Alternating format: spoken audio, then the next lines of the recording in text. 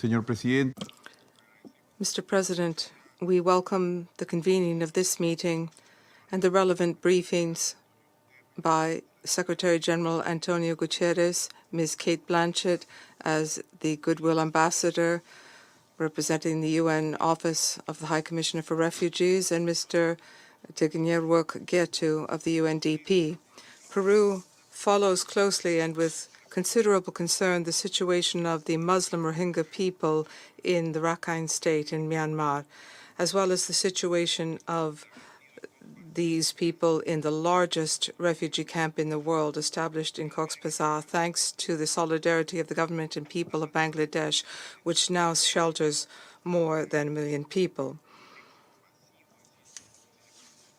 1 year has passed since the peak of violence triggered the massive exodus of hundreds of thousands of people, and 4 months have gone by since we, the members of the Security Council, have been able to confirm on site the seriousness of the humanitarian situation, the vulnerability of the population, and the horror of reported atrocities.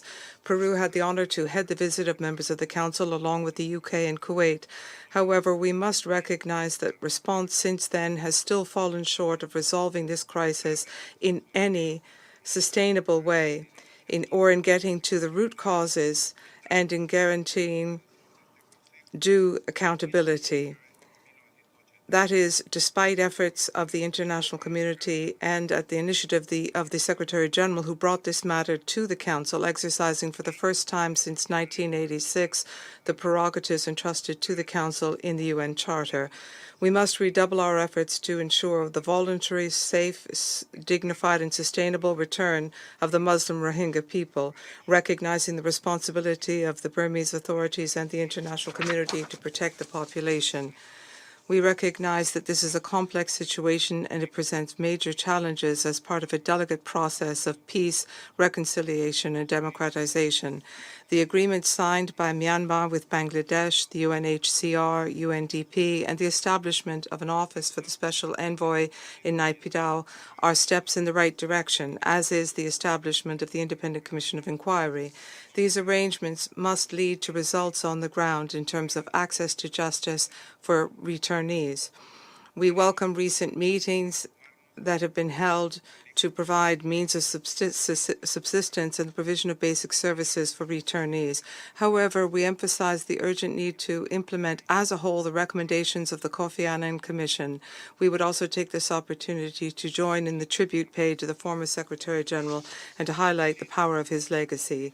We underscore the need to tackle the root causes of the conflict in Rakhine State and at the same time the marginalization of Muslim Rohingya. This means recognizing them as citizens, ensuring the full exercise of their rights and fundamental freedoms, including freedom of movement, countering the dehumanizing narrative, and reversing discriminatory legislation. We must reverse mistrust of the Rohingya population. We must promote dialogue among all actors involved, including the affected population and neighboring countries, with the support and assistance of the UN and of this Council. We must set up mechanisms on the ground to coordinate and guarantee short and long-term conditions required for the return of refugees and the establishment of sustainable peace. We welcome the meeting of ministers and the ministers of Myanmar and Bangladesh on the 10th of August, and we underscore the urgency to allow for full access for humanitarian assistance. Finally, we believe it is essential to have a process of accountability which is transparent, independent, and comprehensive, with jurisdiction over all human rights violations.